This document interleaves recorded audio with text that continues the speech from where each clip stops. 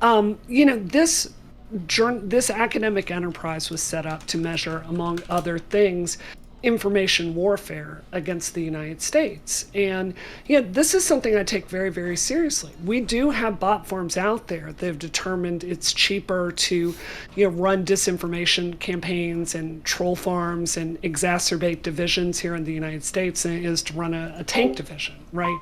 I mean, don't you think there's some role for government to play in listening to academics that are aware of this stuff and making policy based on that? Because I do. I mean, I'm an establishment shill, so of course I do. Yeah, of course.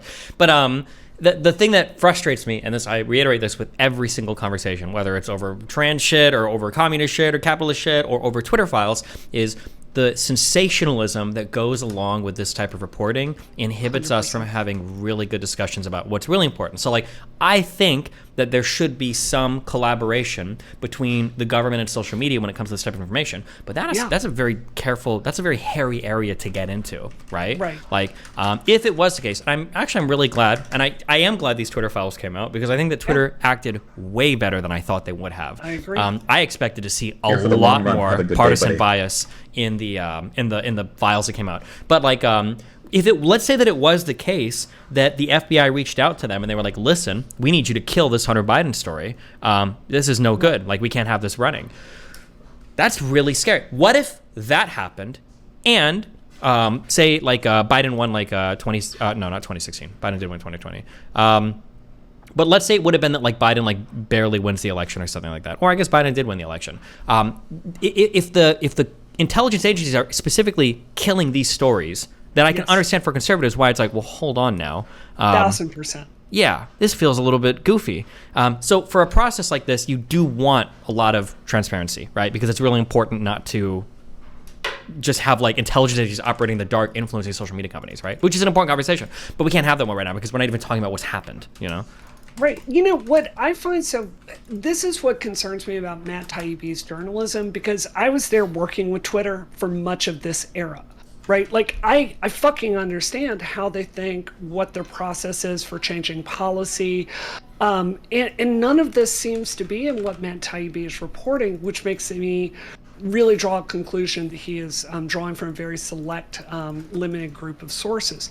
The way Twitter works is this. You have people in the trust and safety team who are... I've never had a conversation with anyone on trust and safety about any political team they're voting for. I've never had a conversation that seemed political in nature.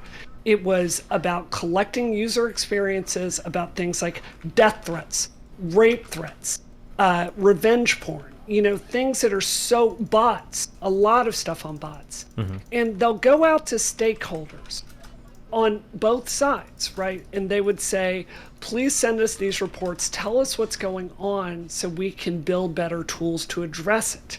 And then they would go and they'd be like, okay, this is going to come with a certain cost.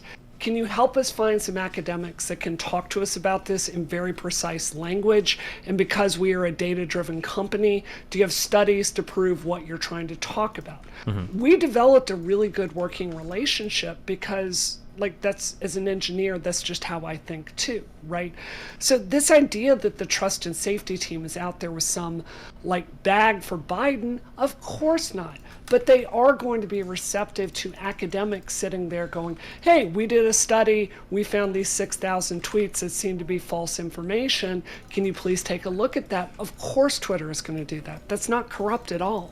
Yeah, and then especially there's the whole there were so many requests made. I think the largest one was some 200,000 accounts I think that the FBI had forwarded to Twitter. The Twitter took no action on. They were we looked at these and we don't think that there's anything here, and they did nothing for it. But right. You wouldn't know that if you just read the headlines of these Twitter files coming out, because it looked like Twitter was basically giving in to the FBI at every step of the way. And right. There was no evidence of that ever.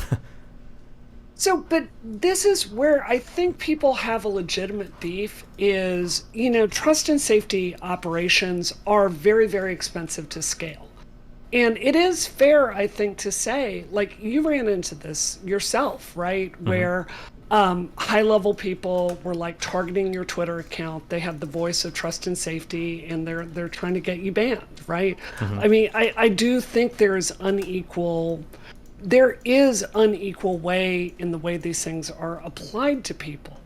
But True. I think that happens not out of like malice, but just because they can't, it's so fucking expensive to scale, right? True, but then also I will say something that's like a very important thing to distinguish is that like I think I've ran into this where people have the ear of Twitter in an annoying way that negatively impacts me.